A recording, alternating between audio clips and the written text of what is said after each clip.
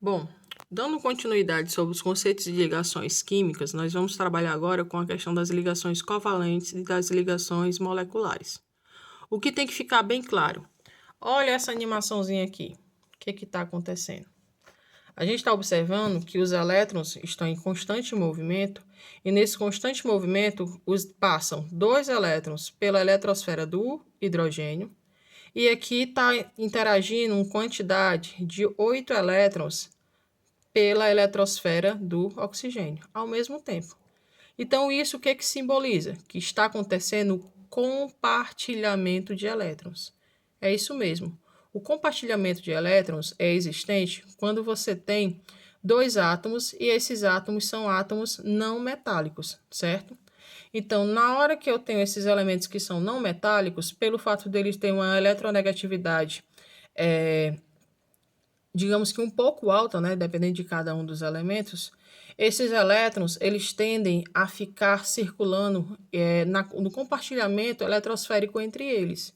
Outra coisa também é porque eles estão muito próximos do valor 8, né, da regra lá do octeto, e no caso do hidrogênio, ele segue o modelo do hélio, que ele consegue ficar com 2. Então, nessa interação, nessa meta de ter a estabilidade, quando eu tiver um tipo de ligação covalente, vai se estabelecer nesse sentido aqui, quando eu tiver o compartilhamento. Mas como é que eu faço essa ilustração de compartilhar? É isso que a gente vai ver agora.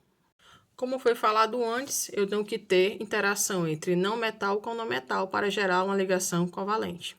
Então, aqui eu tenho uma interação entre dois átomos de cloro, certo?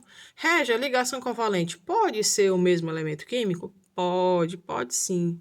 Aqui eu trouxe o gás cloro, mas poderia ser o gás oxigênio, poderia ser o gás carbônico, o gás hidrogênio. Por quê? Porque quando eu falo ligação, é quando eu tenho 2 ou mais átomos compartilhando ou então tendo transferência de elétrons. Então, se eu tiver uma substância qualquer, alguma coisa que eu vi lá e tem 2 átomos, eu já sei que não é mais um átomo, é em si uma molécula, tá certo?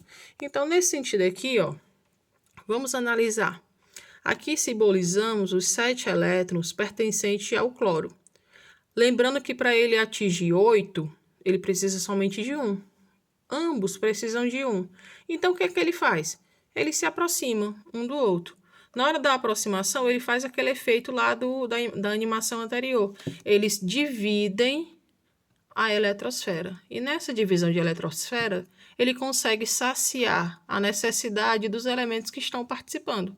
Então, essa situação aqui, eu tenho uma situação de ligação covalente. A ligação covalente, ela pode vir também no formatozinho da estrutura de Lewis, que é quando você ilustra os elétrons, né? E a ligação covalente você coloca como se fosse um cordãozinho, cercando os elétrons que vão ser compartilhados. Então, quando você for contar os 8, você conta os 7 originais dele e mais um que está ligado no cordãozinho, tá certo? E a ligação covalente, quando vocês estiverem mais à frente, até mesmo na biologia, você vai ver muitas moléculas com um tracinho. Esse tracinho significa um par de elétrons.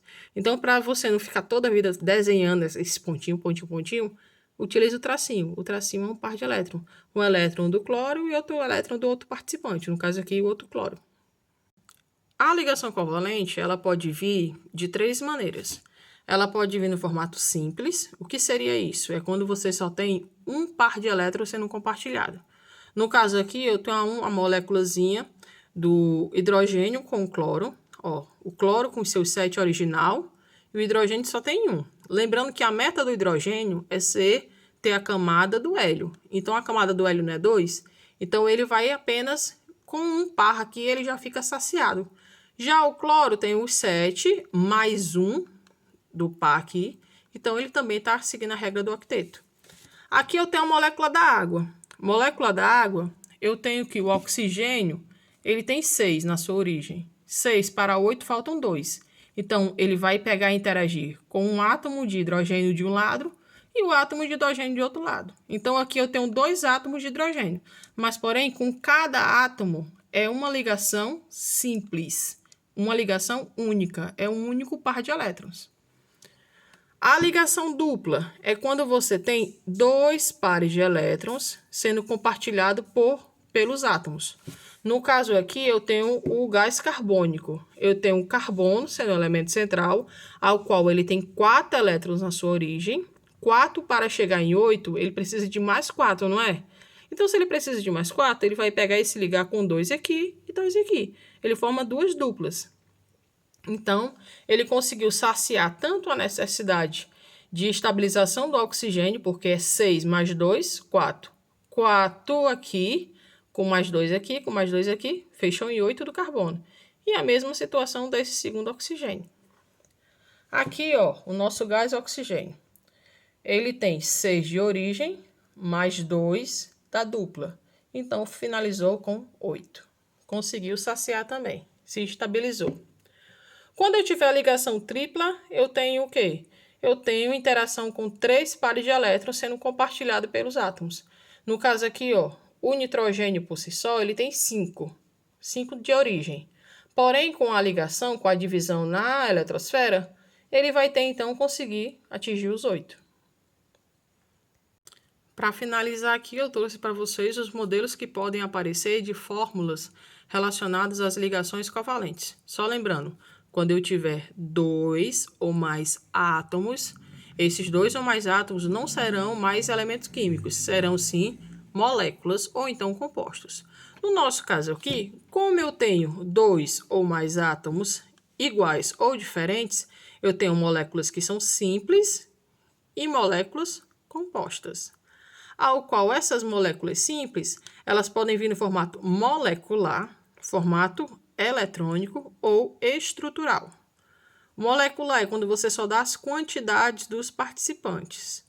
O eletrônico, quando você ilustra quem são os elétrons e como é que ele está interagindo na eletrosfera. O estrutural é quando você coloca os bastões. Cada bastãozinho desse, ó, é um par de elétrons. Não esqueçam disso, ok?